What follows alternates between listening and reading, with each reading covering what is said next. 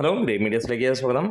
ലോക 16-ാം ദിനത്തിലേക്ക് കടക്കുകയാണ്. രണ്ടാം വാരത്തിലേക്ക് സിനിമ എത്തുമ്പോൾ മികച്ച രീതിയിൽ സിനിമ കളക്ട് ചെയ്യപ്പെടുന്നു.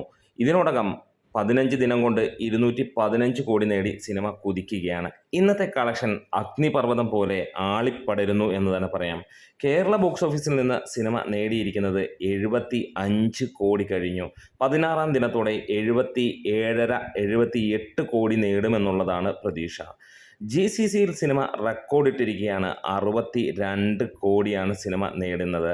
ഈ ആഴ്ചയോടെ സിനിമ 75 കോടിയിലേക്ക് അവിടെയും എത്തും എന്നുള്ളതാണ്. ഇന്ത്യ കളക്ഷനായി സിനിമ 100 കോടി കഴിഞ്ഞ ആഴ്ച തന്നെ കഴിഞ്ഞതാണ്.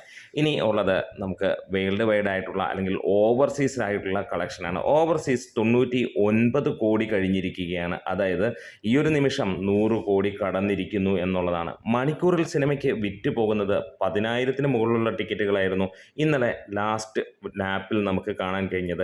അതായത് 6 മണിക്ക് ശേഷം നമുക്ക് സിനിമയ്ക്ക് അമ്മാതിരി കൊടൂരമായിട്ടുള്ള ടിക്കറ്റ് ബുക്കിംഗ് കാണാൻ കഴിഞ്ഞു.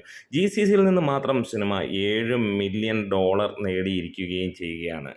ഇനി നമുക്ക് സിനിമയുടെ ഇന്നത്തെ അല്ലെങ്കിൽ ഇന്നലത്തെ കളക്ഷൻ ഫൈനൽ എങ്ങനെയുണ്ടായിരുന്നു എന്നൊന്ന് നോക്കാം. 15-ാം ദിനത്തിൽ സിനിമയ്ക്ക് നേടാൻ കഴിഞ്ഞത് 2,66,00,000 രൂപയോളമാണ് ട്രാക്കേഴ്സ് മുഖാന്തരം പുറത്തു വന്നിരിക്കുന്നത്. 42% ഒക്യുപ്പൻസിയിൽ 1,64,000 ടിക്കറ്റുകളാണ് വിറ്റുപോയത്. 1,472 ഷോകൾ മാത്രമാണ് ട്രാക്ക് ചെയ്യപ്പെട്ടിട്ടുള്ളത്. അതായത് സിനിമയുടെ ഫൈനലായി വരുന്നത് 2,95 തൊട്ട് 3,05,00,000 രൂപയ്ക്കിടയിൽ.